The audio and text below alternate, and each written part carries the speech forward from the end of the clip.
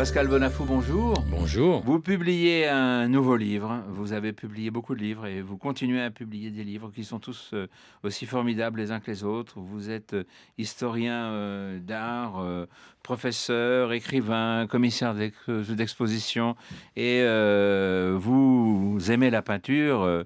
Vous êtes né dans un chaudron de peinture comme Obélix.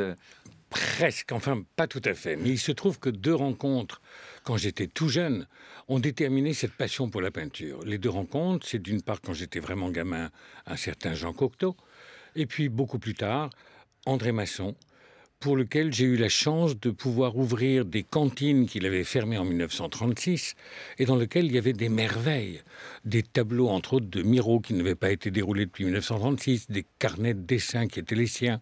Et donc vous le devinez, quand un jour j'ai eu l'impudence en lui montrant un carnet de lui dire que puisque ces dessins étaient d'après Poussin, en ce qui me concernait, j'avais 20 ans et des poussières à peine, j'ai osé lui dire « Poussin m'emmerde » et je me suis fait injurier, passer la tête au savon noir. Et donc il a eu pour moi cette gentillesse extraordinaire de m'emmener au Louvre et de me montrer, de me déchiffrer 2 tableaux de Poussin. Vous devinez que j'ai eu le sentiment ce jour-là qu'il m'arrachait, m'enlevait une cataracte. Et depuis, la passion pour la peinture est restée la même, toujours aussi intense. Alors, cette année, vous publiez un livre qui a pour titre 100 tableaux qui racontent Paris au temps des impressionnistes, un livre publié aux éditions Duchesne. Donc, Paris, son histoire en peinture, par vous. J'imagine que ça sera encore un succès parce que finalement, tous les livres que vous publiez sont à chaque fois des succès. Et par ce livre-là, il y a presque quelque chose de chronologique, ou en tout cas, il y a une thématique qui fait que on retrouve dans cet ouvrage, au fur et à mesure, la façon dont ces impressionnistes ont vu Paris. Exactement. Il se trouve qu'ils sont exactement contemporains, puisque le bouquin, si vous voulez, présente des tableaux qui sont peints, conçus entre, grosso modo, les années 1850 et la fin du siècle, 1895 à peu près. Et donc, ces tableaux mettent en évidence l'extraordinaire chantier qu'a été Paris pendant, entre autres, le règne de Napoléon III, et bien évidemment encore sous la Troisième République.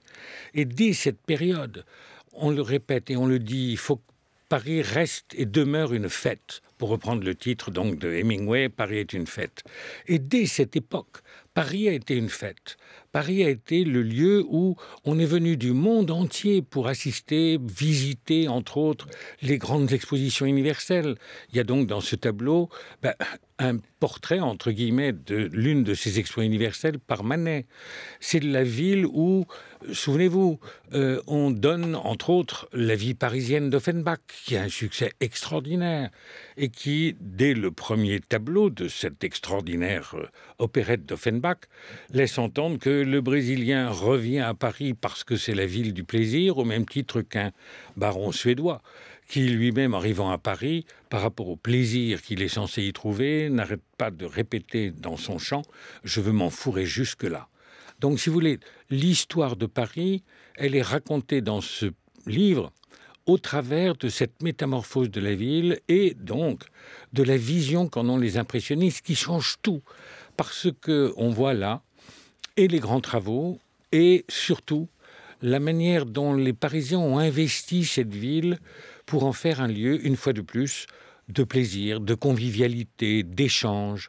Et donc, on croise aussi bien, disons, des cocottes à la terrasse d'un café peint par Degas, que des aristocrates qui se promènent sur la place de la Concorde, que des ouvriers qui sont à Asnières. Et donc, c'est Paris vu par Monet, vu par Gauguin, vu par... Et pour cause, la Tour Eiffel étant inachevée par Seurat, etc., etc. C'est-à-dire, en fait, tous ceux que nous continuons à fêter aujourd'hui, bien évidemment, et qui nous ont tellement marqués, et qui ont marqué l'histoire de la peinture. Une rupture totale. Totale. Et donc, la représentation de Paris dans cette période est aussi neuve que la ville qu'on est en train de construire. Aussi inattendue, aussi stupéfiante. Il y a des textes que j'ai pu retrouver de chroniqueurs et de journalistes de ce même 19e siècle, de cette même période, de Napoléon III, encore une fois, et du début de la Troisième République, qui sont stupéfaits. L'un d'entre eux dit qu'il se retrouve dans Paris comme dans une jungle où il est un peu perdu, parce que des rues ont disparu, parce que des places sont, là encore une fois, totalement différentes de ce qu'il avait pu connaître. Et donc, voilà.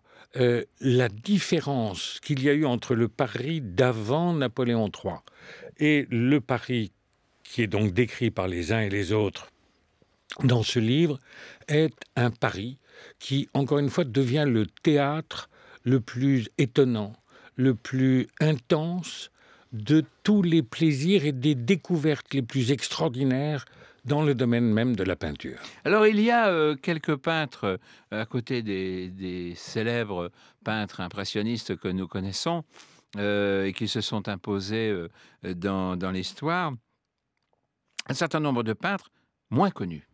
Oui, et là, vous avez fait vous nous présentez, par exemple, je pense à je recherchais là, à l'instant, un tableau du Bois-Pillet, les lampions du 14 juillet.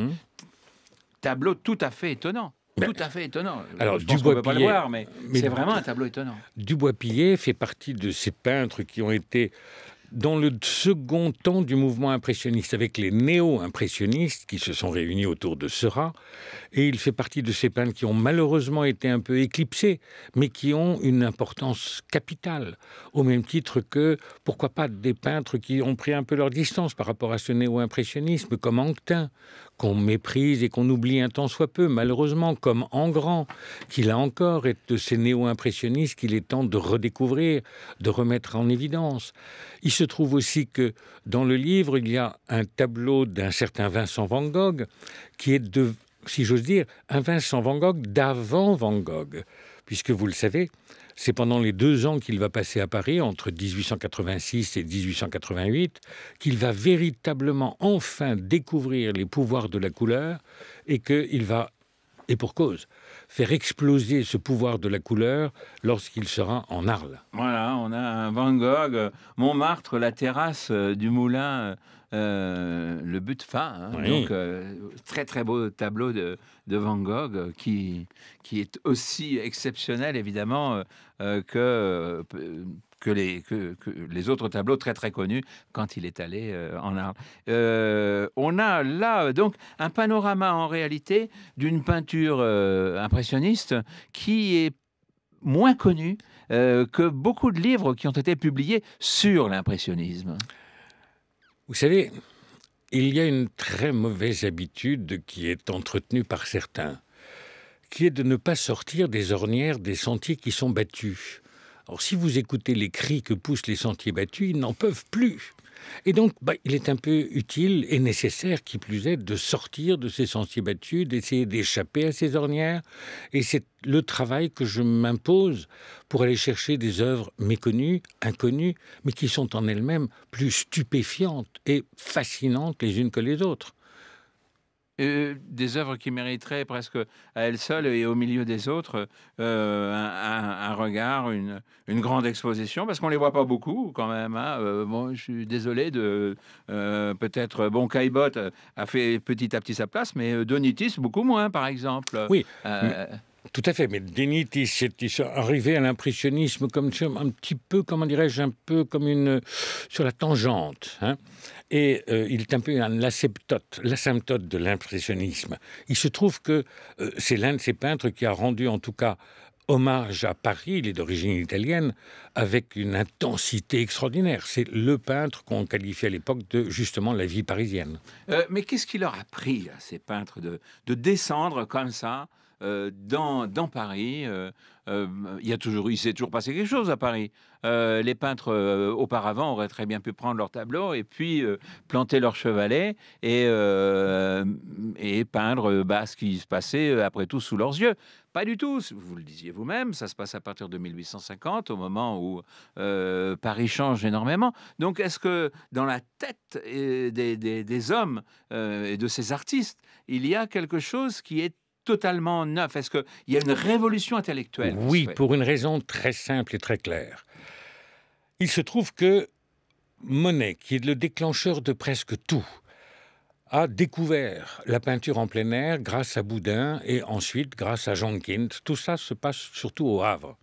Et donc, quand il arrive à Paris, il va susciter auprès de ses amis et accepter lui-même de s'imposer une règle implacable, on ne peint plus qu'en plein air. Alors qu'avant, on peignait en atelier. Exactement. Et donc, du coup, vous le soupçonnez, ils vont vouloir retrouver la réalité de la lumière. Et donc, toute la démarche impressionniste, c'est donc justement de quitter les ateliers, d'aller peindre véritablement en plein air, d'aller peindre cette lumière qu'il faut redécouvrir, qu'il faut d'autant plus redécouvrir que, depuis 1839, les peintres ont une rivale implacable, terrible, qui, elle, s'occupe d'imiter tout, qui est la photographie. Et les photographes ne se prisent pas, dans cette même période, de photographier Paris, un Paris qui disparaît, un Paris qui est en train de naître. Parce que là, oui, il faut dire une chose, c'est qu'ils ont été aidés par une découverte, c'est-à-dire que il y avait aussi cette peinture qui leur permettait d'aller directement sur la toile. Ce qui se passe, c'est que simultanément, au début des années 1840, apparaît un petit outil qui a l'air de rien, mais qui va bouleverser les choses, c'est le tube de peinture. Parce qu'avec le tube de peinture, justement, Voilà. on peut aller sur le motif, comme on dit, mais sans prendre le risque de se retrouver avec une espèce de bouillasse grisâtre ou brunâtre dans le fond de sa boîte de peinture, de sa boîte de couleurs, dans la mesure où les vessies de porc qu'on utilisait auparavant auraient crevé. Donc ça change tout. Et Renoir le dit lui-même, sans le tube, pas d'impressionnisme. Ouais, et c'est de là d'où vient la révolution. Et ils sont partout. On le voit bien dans votre livre, Monet, le boulevard des Capucines, merveilleux. Mais alors en même temps, c'est Paris, évidemment c'est Paris.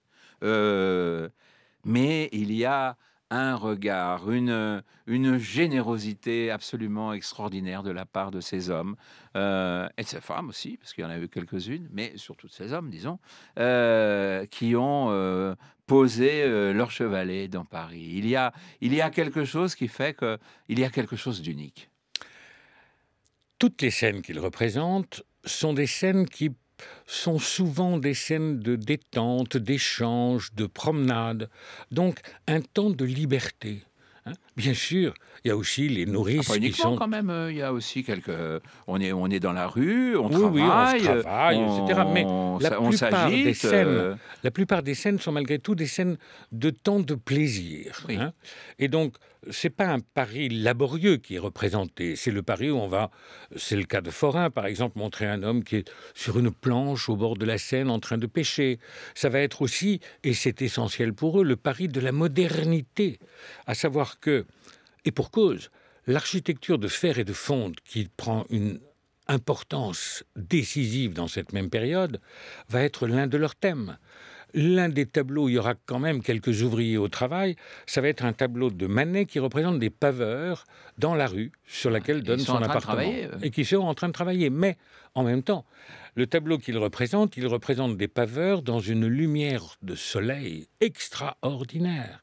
Donc, c'est vous dire qu'une fois de plus, c'est moins le travail qui a été à l'ordre du jour avec les réalistes auparavant, et surtout avec Courbet, bien évidemment, qui est à l'ordre du jour que, une fois de plus, cette ère de Paris qui est incomparable et qui est le motif essentiel, le motif premier de toutes les toiles qu'il peigne dans la ville. On a l'impression de redécouvrir Paris avec ce livre, Pascal Bonafou. D'une certaine façon, parce que nous connaissons... comme Paris n'a pas beaucoup changé, pourrait-on dire, eh bien, on a l'impression de redécouvrir une partie de notre ville. La partie de Paris de notre capitale, disons, voilà. Parce que nous sommes parisiens, mais un grand nombre de Français ne sont pas tous parisiens. Voilà. La partie de Paris qui, dans le livre, à l'évidence, a le plus changé, c'est, et pour cause, la butte Montmartre. Oui. Dans la mesure où le Montmartre qui est présenté dans ce livre est encore une campagne absolue. Il y a une toile que j'aime beaucoup et qui est très peu connue dans ce livre, une toile de Renoir, qui présente tout simplement le chantier de la construction de cette, passez-moi l'expression virulente que je vais employer, de cette erreur architecturale, de cette immondice architecturale qu'est le Sacré-Cœur. Mais, là encore, Renoir qui a ô combien vécu à Montmartre, qui connaît Montmartre parfaitement, ne peut pas se priver de montrer dans l'une de ses toiles le chantier en question. Oui, le Sacré-Cœur correspondait aussi à une réalité politique de l'époque, vous le savez comme moi, Soit. hein, Pascal Mais pour Bonafou. autant, ce n'est pas la réussite architecturale la plus somptueuse qui soit On dans est, la on est capitale. tout à fait d'accord.